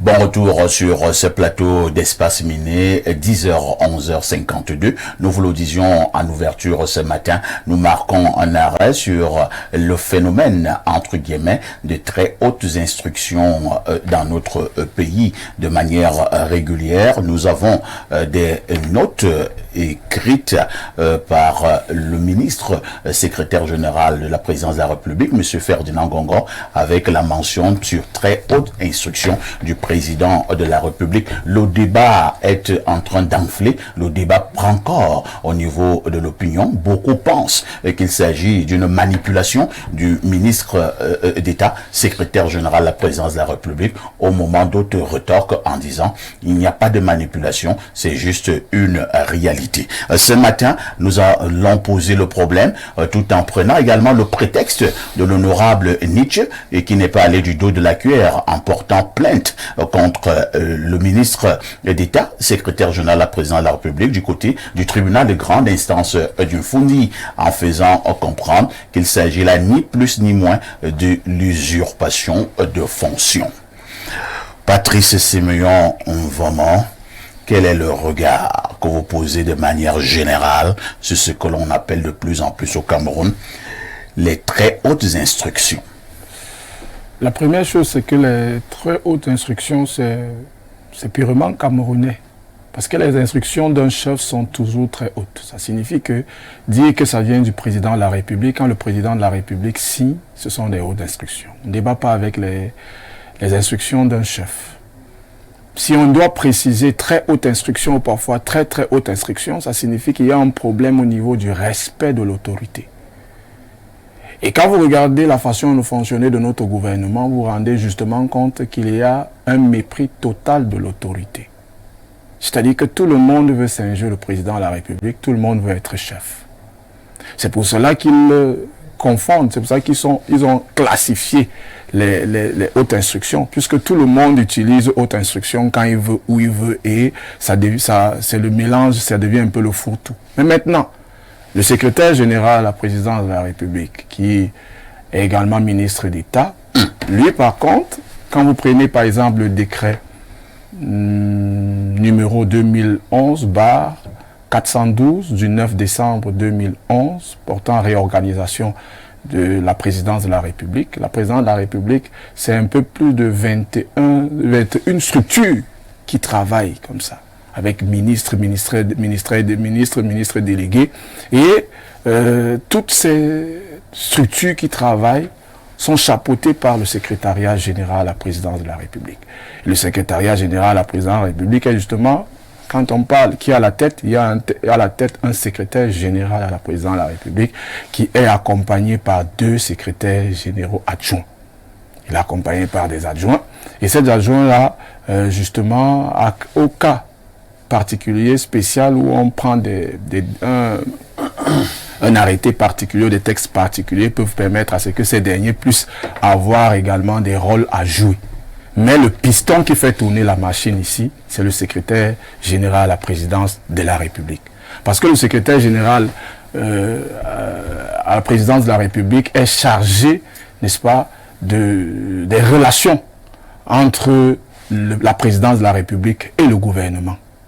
Il est également chargé de la liaison entre la présidence de la République et les différentes institutions, c'est-à-dire l'Assemblée nationale, le Sénat, le Conseil constitutionnel, le Conseil supérieur de la magistrature, toutes ces structures-là. C'est ça le rôle justement joué par le secrétaire général. Le secrétaire général... Lorsque vous avez donné, entre guillemets, ces missions ou le rôle du SGPR, la question reste posée. Je voudrais qu'on aille droit au but. Cette affaire de très hautes instructions, c'est une manipulation de Ngongo, ou alors Ngongo ne fait qu'exécuter les très hautes instructions justement de son chef, le président de la République. Je ne sais pas ce qu'on appelle très hautes instructions, mais je sais que le secrétaire général reçoit du président de la République les directives quotidienne. Et c'est ce que le ministre, et c'est ce que je demande dans le SGPR appelle très hautes instructions. Voilà, ça c'est, en fait, ça c'est... Lorsqu'il reçoit des directives, il les répercute. Justement. À un membre du gouvernement, c'est pas moi responsable, il appelle très hautes instructions. Là c'est le nom qu'ils ont donné. Mais en réalité, c'est son travail. Il est purement dans son boulot. Donc, il ne manipule pas. Non. Haute instruction, c'est justement, quand vous voyez haute instruction, c'est la classification pour dire que d'habitude, les instructions que vous voyez, ce n'est pas haute. Et ça signifie qu'il y a les moyennes instructions, les basses instructions. Mais moi, ici, ce que je voudrais juste dire, ce qui dénote ce qui se cache derrière les très hautes instructions, l'expression qu'on utilise, haute instruction du chef de l'État, c'est juste pour montrer ici qu'il n'y a pas de respect de l'autorité. Parce que même quand vous regardez la façon avec laquelle, quand vous regardez comment les ministres se comportent dans la République, vous vous rendez compte qu'ils n'ont pas le temps du président de la République. Ça, c'est une vérité. Et le président de la République le sait. Le président de la République sait qu'il y a plusieurs parmi ses ministres qui se foutent pas mal de lui. Pourquoi? Parce qu'ils sont attachés à des dieux bizarres. Il y a beaucoup qui croient à des choses qui n'ont rien à voir avec Dieu. Ils n'ont pas peur du président ou de quoi que ce soit. Vous pensez qu'il y a un ministre dans ce pays qui n'ait pas peur du président? Ça, c'est ce que vous êtes en train de dire. La seule chose, je vous dis, il y a beaucoup actuellement qui n'ont pas peur du président. La seule chose qui fait la différence, c'est quoi? La seule chose qui fait la différence entre eux et le président de la République, c'est que le président a le pouvoir. Et ce qu'ils veulent, c'est le pouvoir. Ils ont la capacité aujourd'hui de nommer des gens. Ils ont la capacité de détruire, de défaire, de tuer sans que personne ne les arrête. Et la seule chose qui fait la différence entre eux et le président de la République, c'est que le président de la République est celui qui a reçu mandat du peuple. C'est-à-dire qu'il est celui qui a prêté serment. Mais eux jouissent de l'autorité et des prérogatives qu'octroie le président de la République par délégation. C'est-à-dire que le fait que le président de la République vous nomme par exemple à un ministère, vous êtes appelé à implémenter la politique du président de la République dans le ministère dans lequel il vous envoie. Je termine simplement en disant que ce que vous voyez avec les hautes instructions, il faut préciser ici que le secrétaire général de la présidence de la République est l'assistant du président de la République. Et pour cela, il a ce qu'on appelle délégation de signature sur un certain nombre de sujets et d'actions qu'il a appelé à mener. Effectivement, quelqu'un voulait nous donner la différence en disant que oui, délégation de signature, oui, mais délégation de pouvoir est un problème. Il n'y a pas de délégation de pouvoir, il y a délégation de signature, oui. D'accord. Pierre Blériot-Niemek, ne faisons pas dans la fine bouche, le débat prend corps au Cameroun.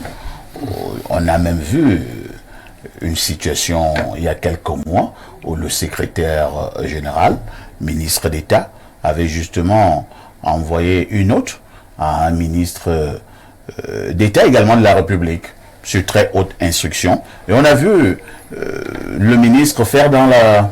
ne voulant pas obéir en disant qu'il n'était pas sûr de ce que le SGPR a dit. Il dit qu'il n'est pas sûr que le président est au courant de cette note. Ça montre que, même au sein du gouvernement, il y a une cacophonie avec cette affaire de très haute instruction de Ngongor. Ok. Parfois ici, c'est un secret polichinelle que les très hautes instructions sont aussi vieilles que le poste de SGPR. Tous les autres SGPR en ont bénéficié.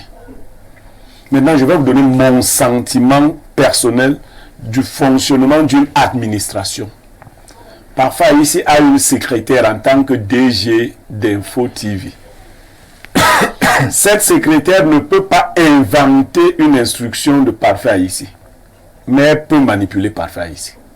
Ça, c'est clair. Vraiment, il ne faut pas être sorcier. Là, je parle simplement. C'est-à-dire, votre secrétaire peut, je ne parle même pas des attachés de direction, mais je dis seulement celle qui saisit vos documents, peut orienter votre décision.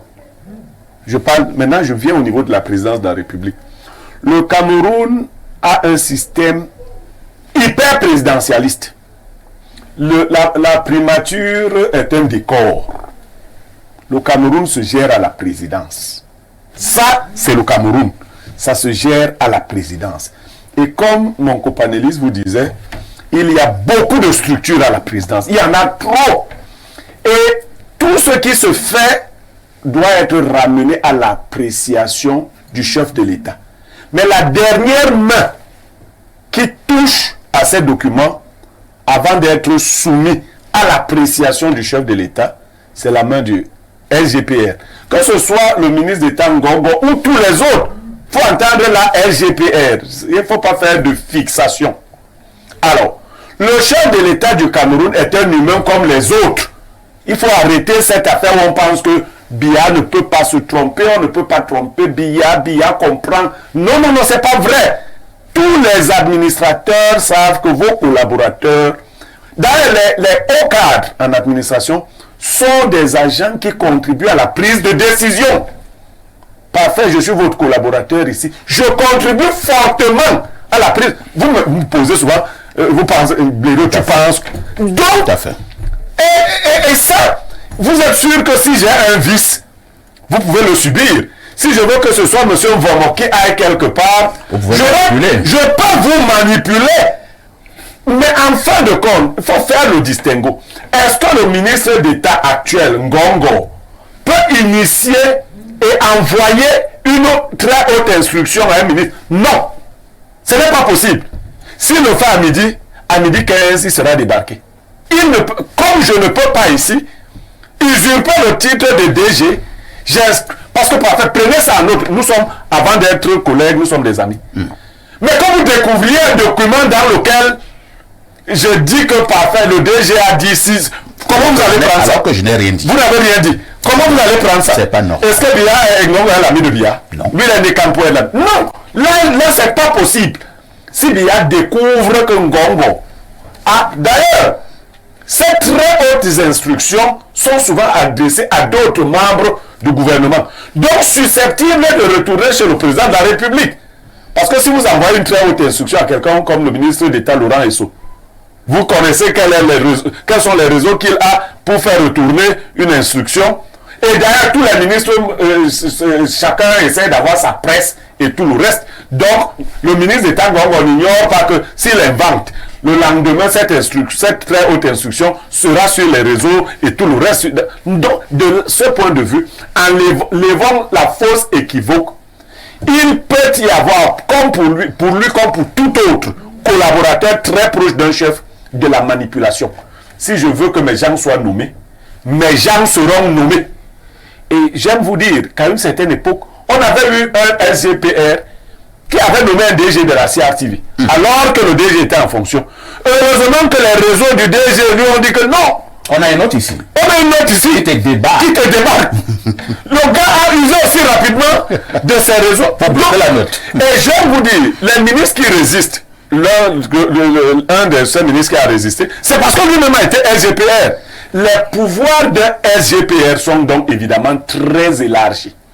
Parce qu'étant la dernière barrière pour atteindre le chef de l'État, le chef de l'État ne va pas rentrer, recommencer à étudier les 10 000 dossiers qu'on a mis dans les différents services de la présidence pour les apprécier à nouveau lui-même. Vous donc, ou ceux qui n'aiment pas les très hautes instructions de Ngongo, il y a une seule chose à faire, dire à Biya d'enlever Ngongo. Et celui qui viendra après Ngongo va jouir des mêmes prérogatives que Ngongo et du même pouvoir. Ça, c'est comme ça. Quand vous étiez là, vous jouissiez de cela. Ça peut déranger. Le SGPR au Cameroun, après le chef de l'État, est l'homme. J'ai suivi vos débats hier. Le professeur Mathias qui parlait de la théorie, non, le SGPR n'est pas sous les ordres du Premier ministre. Non, parlons de la réalité. Non, il ne reçoit aucune instruction du Premier ministre. Ça ne, il ne travaille pas avec lui. Lui, il travaille là-bas, là où les choses se décident. Le Premier ministre a aussi... Mais le Premier ministre est le chef du gouvernement. Oui, mais il n'est pas... Mais attendez, le SGPR est membre du gouvernement, mais à statut spécial. Maintenant, si le SGPR est membre du gouvernement, qui est donc le chef du gouvernement? Non, parfait. C'est le Premier ministre. Non, parfait. Et donc, le Premier ministre peut justement lui donner des instructions. Non, parfait ici. Effectivement, pour la bonne compréhension de nos téléspectateurs, vous êtes chef de l'État. Vous n'avez pas peur qu'on dise que vous êtes chef de l'État, on ne viendra pas vous tuer dans la nuit. Vous avez... L'administration, c'est divisé en deux groupes. Le président de la République a son secrétariat général, avec lequel lui, il travaille directement. Il nomme un premier ministre. Et il donne quoi à ce premier ministre? Un secrétaire général aussi. Vous savez qui est le secrétaire général des services du Premier ministre? Monsieur Fouda. C'est un type très puissant aussi. Donc lui aussi jouit de sa puissance là-bas. Donc comparez la puissance de Fouda à celle de Ngongo, mais chacun avec son chef. Maintenant, si le président permettait au Premier ministre de travailler avec le SGPR, il y aurait clash. Parce que le Premier ministre pourrait donc donner des instructions contraires aux instructions du chef de l'État. Le Premier ministre travaille avec le SGPM. Voilà son collaborateur immédiat. Le SGPR n'est pas son collaborateur immédiat du tout. L'organisation fait ceci.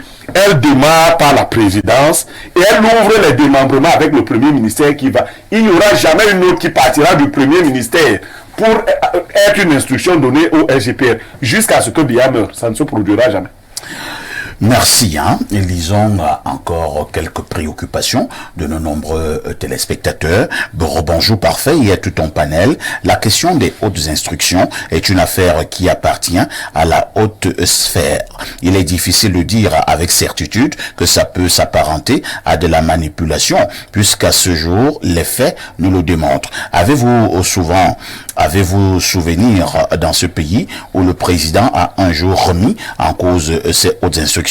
Et si manipulation il y a, ça veut dire que même le président est complice vu qu'il n'a jamais de façon officielle remis en cause ces hautes instructions. En passant, dit à Blériot que j'attends toujours la vidéo où Joshua met Fury KO dans une carte officielle. Un téléspectateur averti d'Enga Onderi. Allons du côté du 241. Nous sommes là du côté du Gabon. Tout ce qu'il a trouvé à dire, c'est bonjour. Bon, nous vous disons donc aussi donc bonjour. Autre message, Monsieur Niémé, que le SGPR n'est pas membre du gouvernement. Il est toujours nommé par un décret différent de celui du gouvernement. Il faut dire que ça a été un grand débat hier, sur libre expression, entre savoir si le SGPR est membre du gouvernement ou non. C'est quoi un membre du gouvernement? La réponse est là. C'est quoi un membre du gouvernement? Comment on appelle les membres du gouvernement? Habituellement, ce sont des ministres. Des ministres et assimilés. Le SGPR est un ministre. Et il est devenu d'ailleurs ministre d'État. C'est un membre du gouvernement. Là, c'est pas là-bas le débat. L'organisation est autre. Il est membre du gouvernement. Ministre délégué. Ministre d'État. Il est membre du gouvernement. Avant, les SGPR étaient même de simples ministres. Nous allons lire d'autres messages. On part au 213, c'est l'Algérie. Bonjour parfait. Ici, franchement, ce que je retiens de cette plainte du député Nietzsche, c'est qu'il y a plusieurs soi-disant opposants qui condamnent cet acte du député. J'ai même lu un opposant issu d'une autre coalition qui dit que Nietzsche n'a pas le droit de porter plainte contre le SGPR. Et chose curieuse, j'ai constaté que le parti au pouvoir défend et soutient un peu trop cette coalition de Olivier Billet. Et je me demande bien quel est le projet. Les 40 partis politiques que le régime Biya vient de légaliser ont-ils un rapport avec cette coalition qui interdit à un député de porter plainte au SGPR? Je pense que mes yeux sont en train de s'ouvrir et de voir clair. On peut être d'accord pour une délégation des signatures, mais pas une délégation de pouvoir. Parfois ici, rappelons-nous de ce document qui a été communiqué à la CRTV nommant un DG et le même jour, une autre signature venant du même régime vient contredire la première. C'est du jamais vu. Le Cameroun n'est plus gouverné. Non, on va pas. Non, est-ce que c'était un document venant de la présidence? Le Cameroun reste gouverné. Non, est-ce que ça venait de la présidence? Autre message, et là nous sommes au plus 44, c'est l'Angleterre. Good morning parfait, bonjour le panel. Les textes disent que le SGPR est chargé des relations entre la présidence et le gouvernement, le chef du gouvernement étant le premier ministre. Les hautes instructions devraient donc aller au chef du gouvernement, c'est ça ou je me trompe? C'est Monsieur Happy depuis Londres. Autre message, on part au 241, c'est le Gabon. L'OSG du PR et le PM ont une relation fonctionnelle, dont le PM ne peut jamais influencer le SG. C'est Albert depuis Libreville qui envoie le message. Il faut lire ce message pour clore le débat. Il dit. Donc pour lui, le débat est clos lorsqu'il a dit ce qu'il vient de dire là. Alors, on va relire ce que tu as dit. Il dit, le SG du PR et le PM ont une relation fonctionnelle, dont le PM ne peut jamais influencer le SG. Et pour lui, le débat est clos. Une relation fonctionnelle, c'est quoi? Alors, autre message, pourquoi il est nommé par un décret différent? Monsieur Niemek, vous vous trompez, informez-vous. Autre message, on part du côté de la France. Il est nommé par un décret différent comme n'étant pas membre du gouvernement. Alors, au plus 33, c'est la France. Bonjour, parfait. Du combat de Ngannou, je revois ce regard du chaos de Francis comme celui de tous les Camerounais depuis un moment. Le regard d'un pays perdu, dilapidé sauvagement, à la renverse dans un chamboulement et une régression systématique, à la remorque du progrès, à la sauvette de l'innovation et aujourd'hui, dernier de la classe, dans tous les domaines, sauf l'alcool, la danse et le divertissement, capsucumique. Ce regard, c'est celui d'un peuple agonisant et vaincu par la brutalité de la souffrance existentielle, un peuple égaré dans le mal et la noirceur de sans lueur d'espoir et qui trouvait encore un exutoire précaire dans les victoires sportives de quelques-uns de ses enfants rescapés. Ce regard est celui de tout le continent. C'est le regard d'un pays atrophié, laminé, usé. Ce film m'a trop fait rire. Allez voir combien on a débloqué. En tout cas, je peux manger ma vipère. C'est Fabio T. Monsieur Parfait, ici, je voudrais que vous lisiez pour nous les membres du gouvernement. Alors, Bleu me donne un document là. En parlant du gouvernement de la République du Cameroun, Premier ministre, chef du gouvernement, nous avons Monsieur John Gouté, ministre d'État, ministre du Tourisme et des Loisirs, M. Bilobouba Maïgari, ministre d'État, ministre de la Justice, garde des Sceaux, M. Laurent Esso, ministre d'État, ministre de l'Enseignement supérieur, M. Jacques Famendongo, ministre rattaché à la présidence de la République, ministre d'État, secrétaire général de la présidence de la République, M. Ferdinand Gonga, ministre directeur du cabinet civil, M. Samuel Vondoyolo, ainsi de suite, ainsi de suite. Voilà le gouvernement. D'accord. Je repasse la parole à Patrice Simeon Mvomon, mais Patrice Simeon Mvomon, dans un pays qui doit quand même garder une certaine quiétude pour éviter, à un moment donné, un certain cafouillage, est-ce qu'il ne serait pas mieux que de temps en temps, que ce soit le président de la République lui-même qui prenne un certain nombre de décisions? L'organigramme le décret qui réorganise la présidence de la République est assez clair pour ce qui est des rôles et Bon, maintenant, les gens sont trop émotifs, hein. Les Camerounais sont comme ça, les émotions, ils prennent tout pour que ça devienne un sujet personnel. Moi, je n'ai pas besoin de connaître le nom de celui qui est secrétaire général à la présidence de la République. Vous voyez bien que depuis que je fais que parler là, je n'ai pas à citer le nom de quelqu'un. Vous voyez un peu. Dans un état normal, les individualités, les individus, c'est pas important. C'est pas important. Qu'est-ce que nous sommes appelés à faire? Que chacun fasse son travail. Et maintenant, pourquoi le SGPR a également fait Premier ministre? Ce n'est pas membre du gouvernement de façon spéciale. Donc, du genre que le secrétaire général, la présidente de la République, n'est pas un membre du gouvernement. Ah bon? Mais maintenant, c'est le ministre d'État. Il y a son nom comme membre du gouvernement. Écoutez, au niveau du gouvernement qui est nommé. Je vais vous montrer juste la subtilité.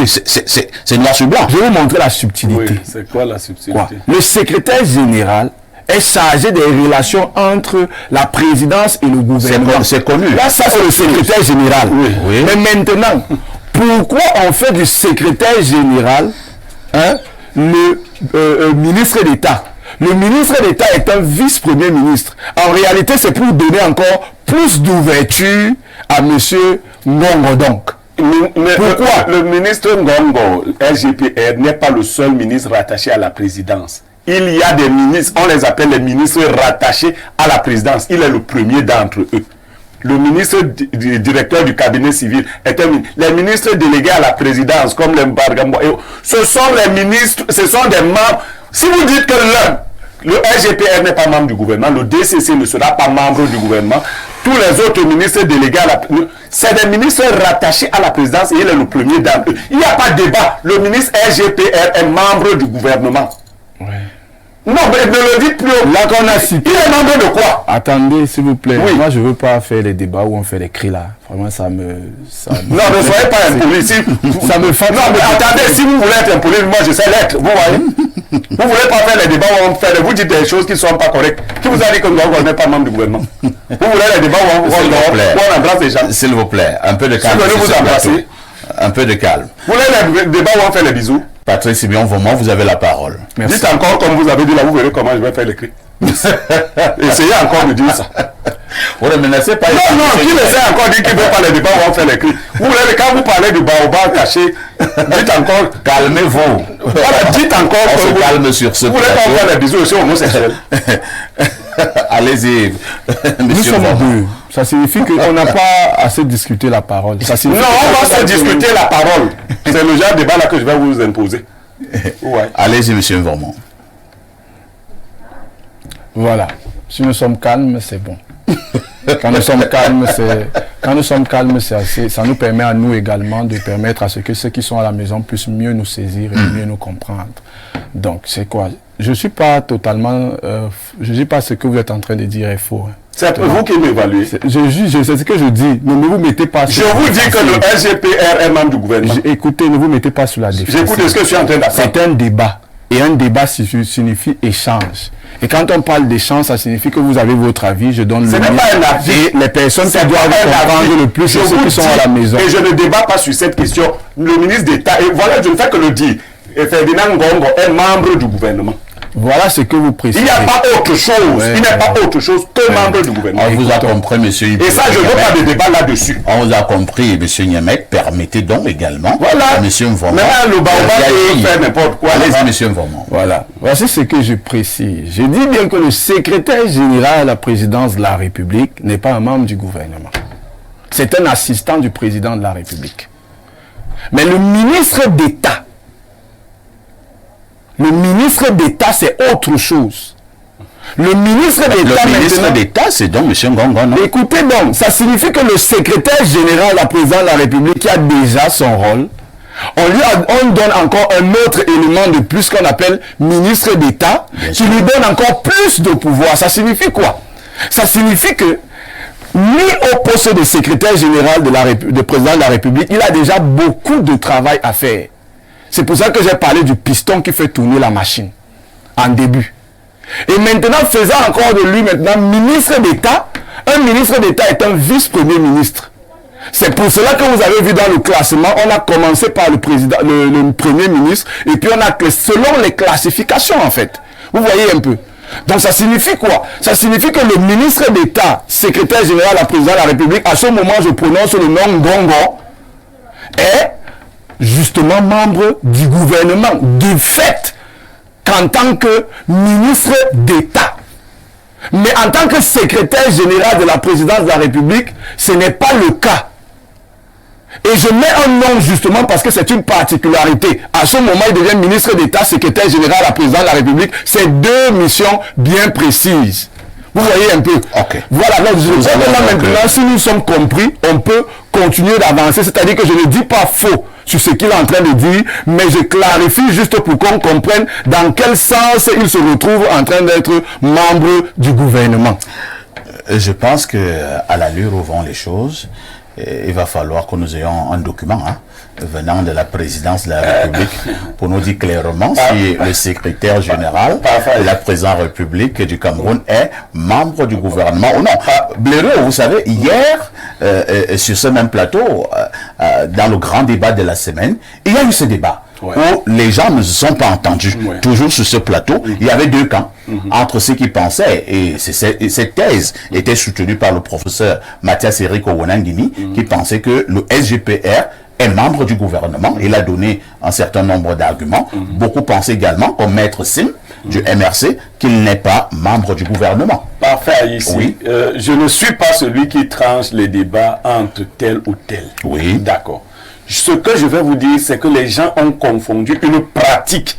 Parce qu'effectivement, les gens tombent sous le coup de la pratique. Alors, je vais faire une figure. Allons-y. Je reviens toujours à vous.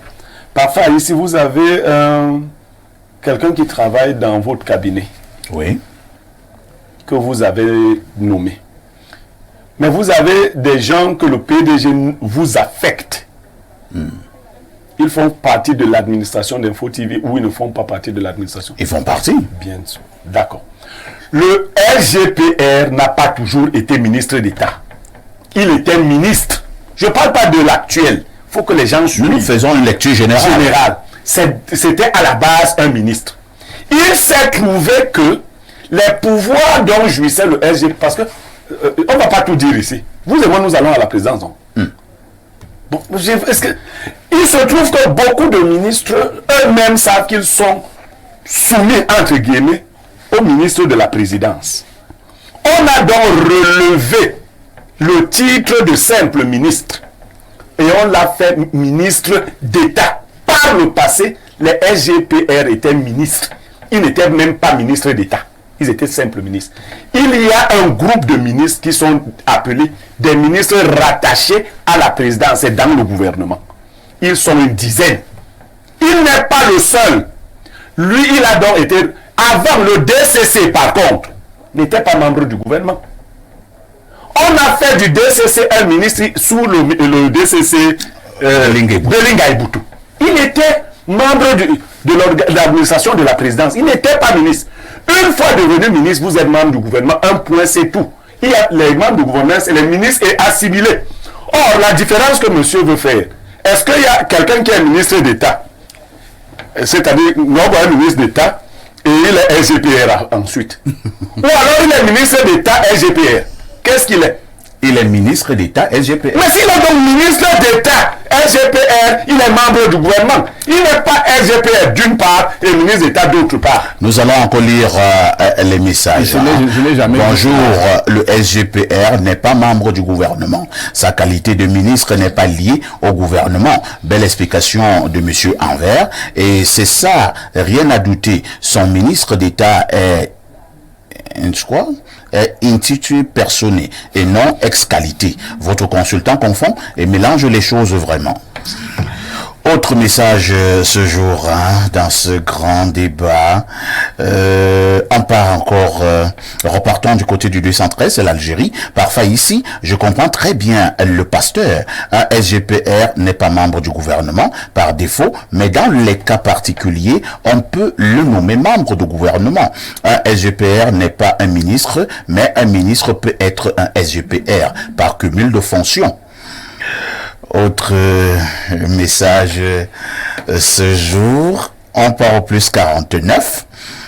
Il s'agit, je pense que il s'agit de l'Allemagne, Oui. C'est l'Allemagne. Mais parfait, c'est même quel documentaire comme ça. Je n'ai même pas entendu parler de ça. Vraiment, vous donnez même de l'audience à leur affaire là. Parlons de nos choses, laissons les baobabs ensemble. Vraiment, le griot là, qu'il ne revienne plus jamais ici. Non, il reviendra. non, il reviendra. Mais chaque fois qu'il va dire qu'il ne fait pas les cris, je vais crier encore d'abord. Autre message, bonjour. Je veux savoir si nous avons déjà connu un secrétaire général de la présidence de la République qui n'était pas membre du gouvernement. Jean-Marie Atangana Mabara a été ministre d'État, secrétaire général de la présidence de la République. Autre message. On repart du côté de l'Angleterre, c'est le plus 44. Parfait, c'est monsieur Happy encore. S'il est membre du gouvernement, est-il alors sous les instructions du chef du gouvernement? Bon, je vais lui poser une simple question. Le fonctionnement de... Est-ce que le DCC est sous les ordres du Premier ministre? Parfait, ici. Non. Voilà. Tous ceux qui travaillent à la présidence ne reçoivent des instructions que du président. C'est ça la différence. On part au 240, c'est la Guinée équatoriale. Salut au riche panel, salut. Concernant le thème de ce matin, Blériot, vous faites erreur. Je vous amène au 221. 221, c'est quel pays là? Un des pays. C'est le Sénégal. Mon téléphone m'a dit à donner, c'est le Sénégal. Bonjour Perfecto, que Blériot... non. Nous allons sauter. Autre message, bonjour parfait. Dit au jeune homme sur votre plateau de prendre son smartphone et taper sur Google, membre du gouvernement Cameroun, et il y verra. Merci, c'est Miam depuis Douala qui envoie le message. Quelqu'un nous dit ici, Mvomo a raison, il y a des secrétaires généraux de la présidence qui ne sont pas ministres. Le titre de ministre d'État actuel est rattaché à M. Ngongo. On peut nommer un autre qui ne soit pas ministre. Non, avant Ngongo dérange pour rien. Avant Ngongo, Esso a été ministre d'État. Marafa a été ministre. Non, comment vous... Non. Bonjour perfecto. À mon avis, le SGPR est membre de l'exécutif et pas membre du gouvernement. C'est pour cela qu'il n'assiste pas au conseil de cabinet présidé par le Premier ministre. Mais il prépare le conseil de ministres, le conseil ministériel en liaison avec le secrétaire général de la présidence de la République. Depuis hier sur mon plateau, du Premier ministère. Ce débat a cours. Est-ce que le SGPR est membre du gouvernement, oui ou non? Bon, comme le ministre Ngongo, le ministre d'État Ngongo nous écoute, il peut m'appeler même en off. Il m'édifie. Il peut m'édifier. Maintenant, si le ministre d'État est trop pris, il peut me demander à ses collaborateurs de nous édifier. Parce qu'il faut, moi, je vais couper ce débat, je ne vais pas le laisser. Donc, je vais revenir avec ce débat pour que les uns et les autres soient mieux édifiés et mieux clarifiés. C'est cela, justement, également, la République. Nous sommes arrivés au terme de ce débat, un débat où nous n'avions que 2 personnes. Hein. On a aussi voulu expérimenter cela. Merci à Patrice Siméon Vomon qui était donc là ce matin. Il était analyste sociopolitique. Merci à notre consultant Pierre Blériot-Niemek. Dans 8 minutes très exactement, vous allez retrouver le journal de la mi-journée. La rediffusion de ce programme, c'est tous les soirs à partir de 22h30 avec tout ceci.